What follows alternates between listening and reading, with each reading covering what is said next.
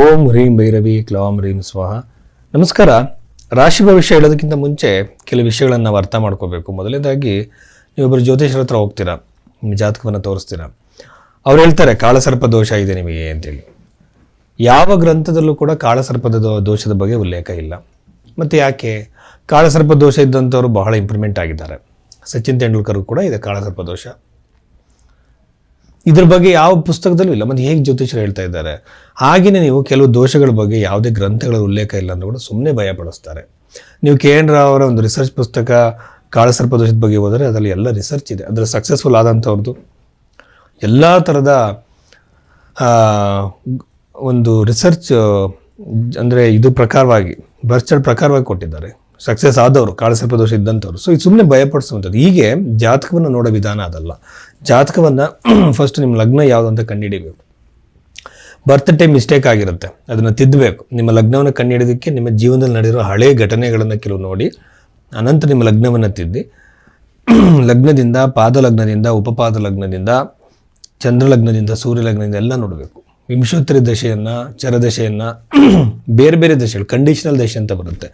ಎಲ್ರಿಗೂ ವಿಂಶೋತ್ತರಿ ದಶೆ ಅಪ್ಲಿಕೇಬಲ್ ಆಗಲ್ಲ. ಎಲ್ಲ ಮಾಡಿ ನಾವು ಭವಿಷ್ಯವನ್ನು ಹೇಳಬೇಕು. ಆಮೇಲೆ ಪರಿಹಾರಕ್ಕೆ ಬಂದಾಗ ಪರಿಹಾರದಲ್ಲಿ ಬಂದು ಯಾವುದೋ ದೊಡ್ಡ ದೊಡ್ಡ GeM stones, numerology, tarot card ಇದು ಯಾವುದೂ ಇಲ್ಲ. ಅದೇ ಥರ ವಾಸ್ತುವಿನ ಒಂದು ವೈಜ್ಞಾನಿಕತೆ ಹೋಗಿ ಅದರಲ್ಲೂ ಏನೇನೋ ಪರಿಹಾರಗಳು ಬಂದು ಸೇರಿಕೊಂಡಿದೆ, ಅವಲ್ಲ. ಮಂತ್ರ ಜಪ ದಾನಗಳಿಗೆ ಮೊದಲ ಪ್ರಾಧಾನ್ಯತೆ. ಅದನ್ನು ನೀವು ಕೂಡ ಮಾಡ್ಬೋದು. ಇದನ್ನು ಯಾರೋ ಒಬ್ಬರು ಬಂದು ಮಾಡಬೇಕು ಅಂತ ಏನಿಲ್ಲ. ನಿಮ್ಮ ಮಂತ್ರ ಜಪವನ್ನು ನೀವೇ ಮಾಡ್ಬೋದು. ಅದರ ನಂತರದಲ್ಲಿ ಜ್ಯೋತಿಷ್ಯನೇ ಇಲ್ಲ ಅಂತ ಕೆಲವರು ಹೇಳ್ತಾರೆ, ಗ್ರಹಗಳೆಲ್ಲ ಇಲ್ಲ ಅಂತ ಹೇಳ್ತಾರೆ.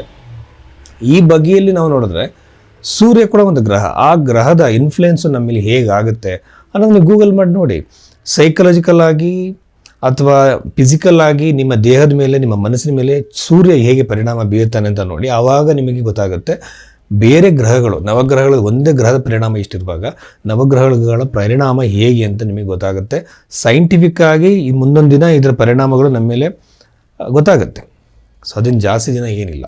ಹಾಗೆ ಜ್ಯೋತಿಷ್ಯವನ್ನು ನಾವು ವಿಡಂಬನೆ ಮಾಡೋದಕ್ಕಿಂತ ಮುಂಚೆ ಬಹಳ ವೈಜ್ಞಾನಿಕವಾಗಿ ಯೋಚನೆ ಮಾಡಬೇಕಾಗುತ್ತೆ. ಸಿಂಹರಾಶಿಯಲ್ಲಿ ಹುಟ್ಟಿದಂಥವ್ರಿಗೆ ಈ ವರ್ಷದ ಅಂತ್ಯದ ತಿಂಗಳಾದಂಥ ಡಿಸೆಂಬರ್ ತಿಂಗಳಿನಲ್ಲಿ ಏನೆಲ್ಲ ಅವರಿಗೆ ನೋಡಲಿಕ್ಕೆ ಸಿಗ್ಬೋದು, ಏನೆಲ್ಲ ಅನುಭವಗಳಾಗ್ಬೋದು. ಯಾಕೆಂದರೆ ಹೊಸ ವರ್ಷಕ್ಕೆ ಇಂಗ್ಲೀಷ್ ಕ್ಯಾಲೆಂಡರ್ ಆದರೂ ಸಹ ಹೊಸ ವರ್ಷಕ್ಕೆ ನಾವು ಕಾಲಿಡ್ತಿರುವಾಗ ಹಳೆಯದರಿಂದ ಏನು ಅನುಭವಗಳನ್ನ ತೊಗೊಂಡು ಹೋಗ್ತೀವಿ ಅನ್ನೋದು ಮುಖ್ಯ ಆಗುತ್ತೆ.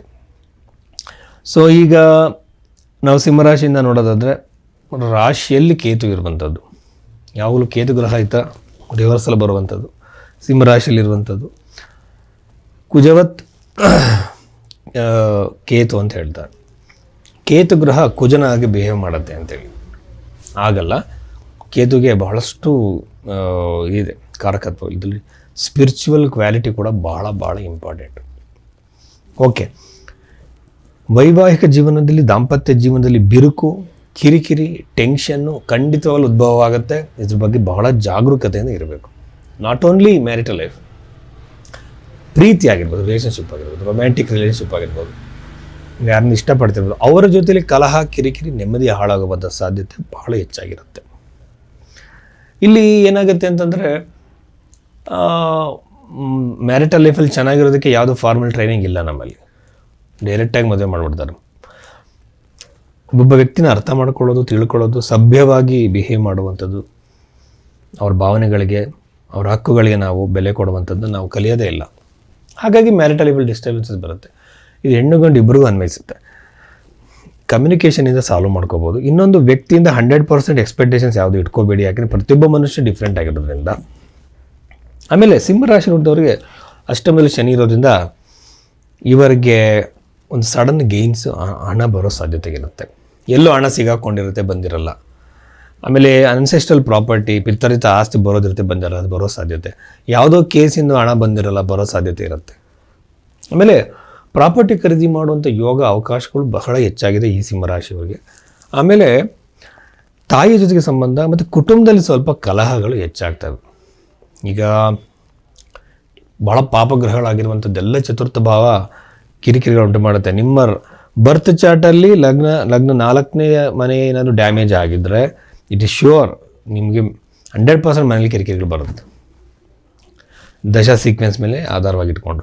ಸೊ ಈ ಥರ ಎಲ್ಲ ನಾವು ಸಿಂಹರಾಶಿ ನೋಡಿದಾಗ ಇನ್ವೆಸ್ಟ್ಮೆಂಟಿಗೆ ಒಳ್ಳೆಯ ಸಮಯ ಅಲ್ಲ. ಲಾಭದಾಯಕವಾಗಿರೋದು ನಡೆಯೋ ಸಾಧ್ಯತೆ ಕಡಿಮೆ. ಬಹಳ ಶಾಂತವಾಗಿ ಪ್ರಶಾಂತವಾಗಿ ಮನಸ್ಸನ್ನು ಇಟ್ಕೊಂಡು ವೆಯ್ಟ್ ಮಾಡೋದು ಒಳ್ಳೆಯದು. ನಾವು ಸರಿಯಾಗಿರೋ ಟೈಮಿಗೆ ವೆಯ್ಟ್ ಮಾಡಬೇಕು.